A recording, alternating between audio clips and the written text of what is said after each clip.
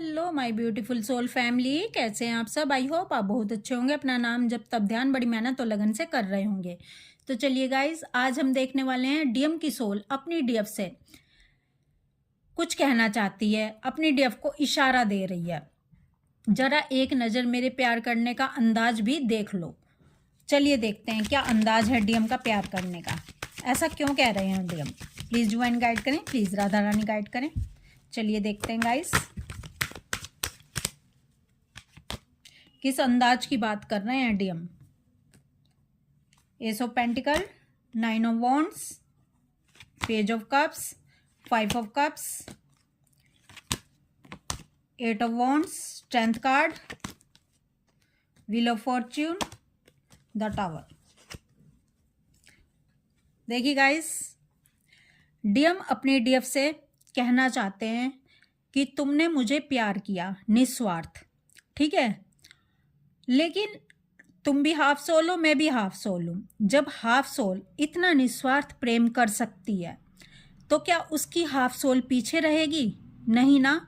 बस तुम मेरा वो रंग देख ही नहीं पा रही हो। बस हम दोनों के प्यार करने का जो अंदाज है वो अलग अलग है। तुम प्यार करती रही मुझे मन तन और प्राण, पूरा समर्पण से, ठीक है। तुमने मुझे प्यार करने में कोई कसर नहीं रखी, लेकिन उसके बावजूद भी, इतना प्यार करने के बाद भी तुम्हें लगा मैं तुम्हें छोड़कर चला गया। लेकिन ये मेरे प्यार करने का अंदाज था। अगर मैं तुम्हें छोड़कर ना जाता तो ये बताओ, क्या तुम इनर वर्क करती? क्या तुम डिवाइन से कनेक्ट होती? क्या तुम हाई वाइब्रेशन में आ पाती? क्या तुम 3D में इतनी स्ट्रॉन्ग बन पाती? अपने पैरों पर खड़ी हो पाती? सेल्फ डिपेंड बन पाती? को डिपेंडेंसी का इश्यू तुम्हारे अंदर बहुत ज़्यादा था और ये मैं बहुत अच्छे से देख पाता था। तुम सब कुछ छोड़ छाड़ कर बस मुझे ही चेज करने में लगी रहती थी। अब ये बताओ 3D में क्या ये सब चलेगा? 3D में जब तुम मुझे चेज करती रहोगी, यानी तुम किसी भी चीज़ पर ध्यान नहीं दोगी, तो तुम्हें पैसे की भी ज़रूरत पड़ेगी, तुम्हें हर चीज़ की इस 3D वर्ल्ड में ज़रूरत पड़ेगी और तुम को डिपेंड रहोगी दूसरों पर, यानी कार्मिक्स पर। फिर तुम्हारी क्या हालत होगी, वो तुम्हारी क्या हालत करेंगे, क्योंकि यहाँ पर फ्री में कुछ भी नहीं मिलता है। जब मैंने तुम्हारा साथ छोड़ दिया, क्योंकि तुमने उस दिल में, उस हृदय में सिर्फ मुझे ही बसा रखा था, और ये मैं 5D लेवल पर बहुत अच्छे से जानता हूँ, ठीक है। जब तुमने इस दिल में मुझे बसा रखा था और मैं इस दुनिया में आया हूँ तुम्हें ईश्वर के चरणों में डालने के लिए। मैं इस लाइफ में आया हूँ ईश्वर से तुम्हें रूबरू करवाने के लिए, क्योंकि हम दोनों को ईश्वर से रूबरू होना ही है इस 3D लाइफ में, इस जीवन में। अब बताओ, कौन, अगर मैं तुम्हें सीधे सीधे कहता कि तुम ईश्वर को भजना शुरू करो, ईश्वर को मानना शुरू करो, तो क्या तुम मेरी बात को सुनती? तुम मेरी एक भी बात नहीं सुनती अगर मैं तुमसे सेपरेट नहीं हो पाता। जब तुमने मुझे अपने दिल में बसाकर प्यार किया, मुझे अपना खुदा बना लिया, मुझे अपना ईश्वर बना लिया, उसके बाद जब मैंने भी तुम्हें छोड़ दिया, तभी तो तुमने ईश्वर को पुकारा। और उस ईश्वर को पुकारने पर जब ईश्वर तुम्हारे पास आ गए, तो तुमने उस हृदय में, जिस हृदय में मुझे बसा रखा था, उस हृदय में तुमने परमात्मा को बसा लिया, क्योंकि परमात्मा उस हृदय में कभी भी नहीं आते। इस बात को याद रखना, जिस हृदय में कोई दूसरा हो। परमात्मा हमेशा उसी हृदय में आते हैं जिसका कोई भी नहीं होता है इस दुनिया में, जिसको किसी का भी सहारा इस दुनिया में नहीं रह जाता है। और तुमने मुझे अपना सहारा बनाया हुआ था। तुम्हें किसी और से आस उम्मीद नहीं थी इस दुनिया में, ना कार्मिक से, ना किसी से, क्योंकि तुमने सबके तेवर देख लिए थे। लेकिन अब मुझको जाना ही था तुम्हारे हृदय से, ताकि तुम ईश्वर को अपने हृदय में बसा सको। ये हमारी गेम थी, ये पहले से ही सोल कॉन्ट्रैक्ट में हमने लिखवा लिया था, ठीक है। तो ये मेरे प्यार करने का अंदाज था कि मुझे तुम्हारे हृदय से निकल कर जाना ही था, मुझे धोखेबाज बनना ही था तुम्हारी नज़रों में, अपनी नज़रों में नहीं। अपनी नज़रों में तो मैं बखूबी अपना काम कर रहा हूँ और करता रहूँगा, ठीक है। 5D लेवल पर मैं सब कुछ जानता था, लेकिन 3D लेवल पर मैं अनजान बना हुआ था। और 3D लेवल पर मैं अनजान था, इसलिए ही मैं तुम्हें छोड़कर चला गया, लेकिन वो सब कुछ इसलिए ही हो रहा था क्योंकि ये पहले से तय था और मेरी सोल मुझको गाइड करती जा रही थी कि अब तुम्हें ऐसा करना है, अब तुम्हें वैसा करना है अपने डीएफ के साथ। ठीक है, जब मैंने तुम्हारा साथ छोड़ दिया तभी तो तुमने इनर वर्क शुरू किया और तुम हाई वाइब्रेशन में आ गई और अपने अपने अंदर के डीएम और डीएफ एनर्जी को, अपने अंदर के शिव शक्ति एनर्जी को बैलेंस कर पाई।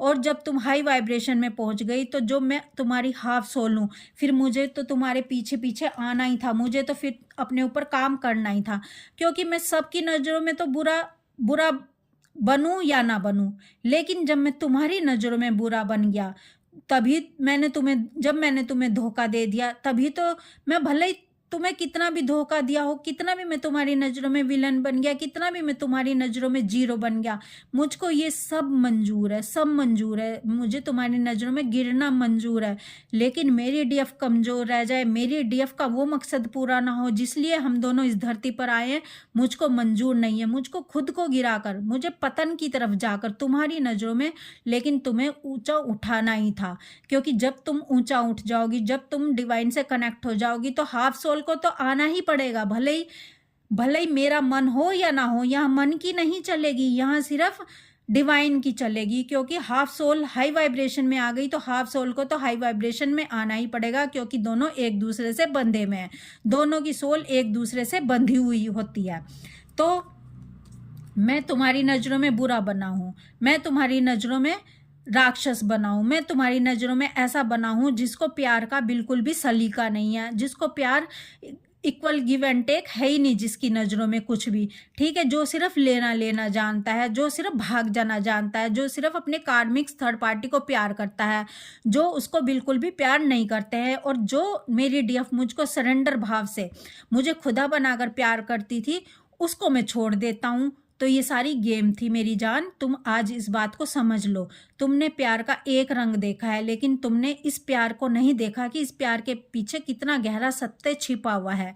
तुम मेरे प्यार का अंदाज सिर्फ आज देख पाओगी कि मेरे प्यार का ये अंदाज भी है। तो अब डीएम अपनी डीएफ को ये समझाना चाहते हैं, क्योंकि ये जो बात है, यह बात हर डीएफ नहीं समझ पाएगी, ये बात सिर्फ वही डीएफ समझ पाएगी जो बहुत ही हाई वाइब्रेशन की डीएफ है। क्योंकि देखो गाइज, जहाँ सच्चा प्यार होगा ना, वहाँ त्याग जरूर होगा, क्योंकि सच्चा प्यार त्याग के बिना नहीं होता है।